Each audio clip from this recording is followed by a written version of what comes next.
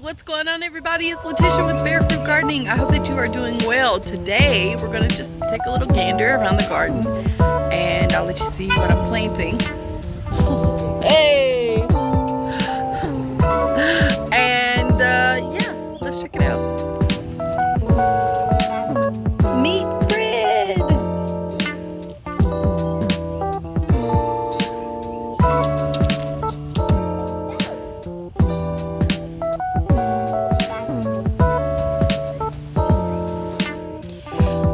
So this year is my first time growing Gladiolas, and they came up. I'm excited about that. Not sure if they're gonna bloom this year. I haven't done enough research, but I just wanted to get them in the ground. They came up, and so far so good, I think.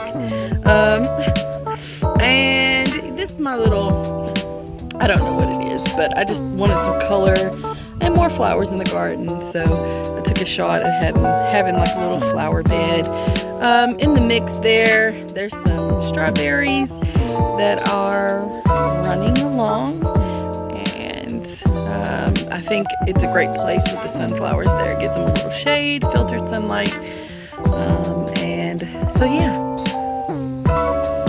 I was told that my potatoes are looking great. So in this row there's soil underneath this, you guys.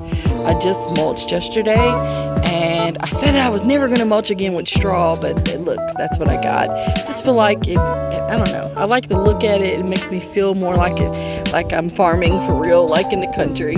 And that smell, it just does something to me. Wood chips are great, but I feel like with potatoes, this works really well because this row I have red potatoes, and so I can continue to pile that straw on top of, just make a mound out of it, and the potatoes will continue to grow. The sweet potatoes are here and here. I have two different varieties. Don't remember what they are right off the top of my head, but they're looking great as well.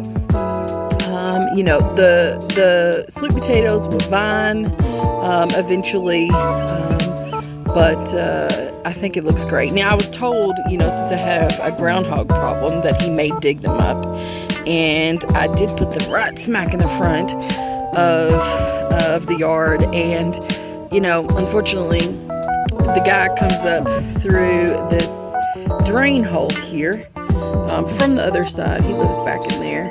And so, I don't know, whatever. It's all a risk, right? Farming is a huge risk.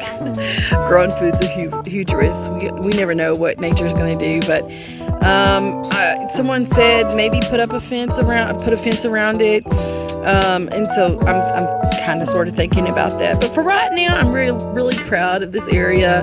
First time growing sweet potatoes and red potatoes this way. I'm excited to see what might happen. What are you doing over there, Carol? Okay, so urban farming in small spaces requires a lot of intercropping, a lot of vertical growing, and raised beds in my case. I do grow a little bit in the ground, but mostly if I do grow in the ground, I started with no-till beds. I've grown smack dead in this soil before. It's not too bad. It can compact a little bit, so I may help it with some perlite, but other than that, and some compost if I have it, but other than that, I have had success growing right in the ground.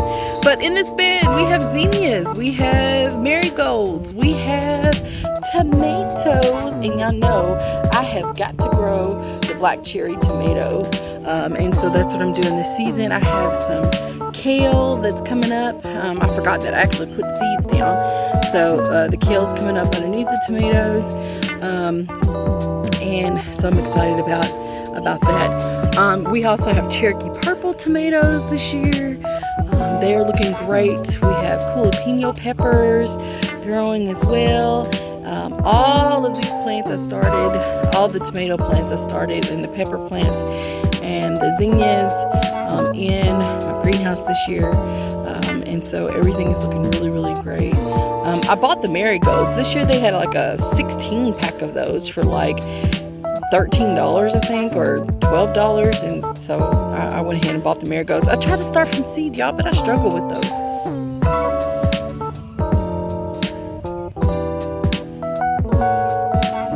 Wow, in this bed, there's a lot going on, right? So we have some cucumbers in the middle, and they're kind of taking over the space.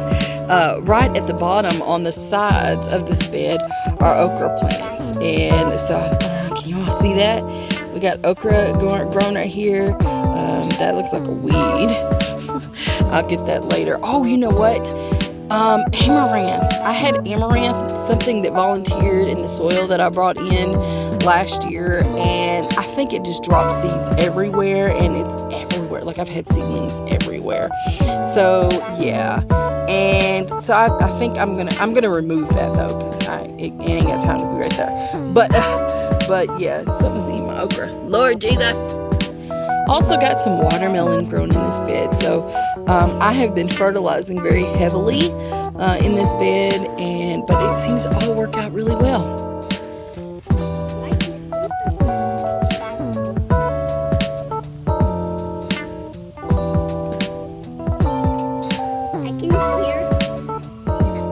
All right, in this bed we have several things. Little Big Girl Farmer, you want to tell everybody what's in this bed? Okay.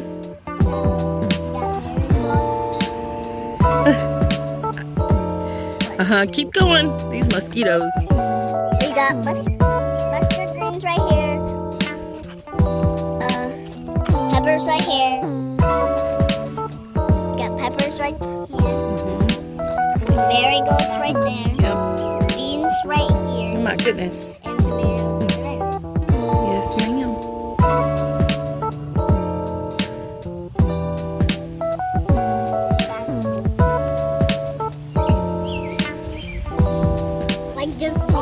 In this bed we have beans, more beans. We have some volunteer tomatoes. I was thinking I'd probably need to move those, but just never have. They look so beautiful. Some lettuce that's almost spent, a few peppers, but this on this side just planted some more red burgundy bush bean. It's like a purple bush bean, and it turns green when you cook it. No, you're not that pumped about it? Ugh.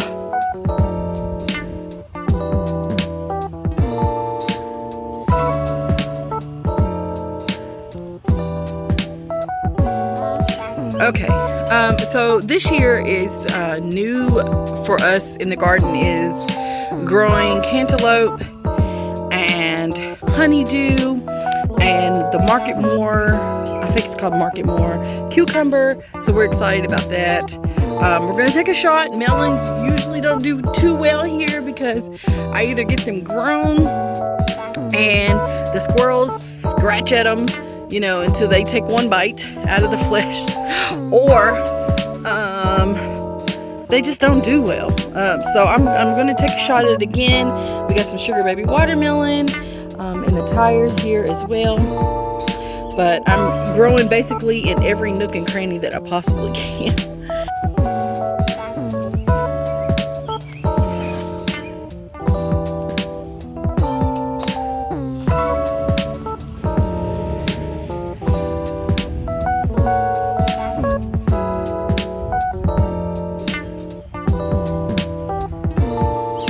One more spot for sweet potatoes. All right, thank you all so much for watching. Till next time.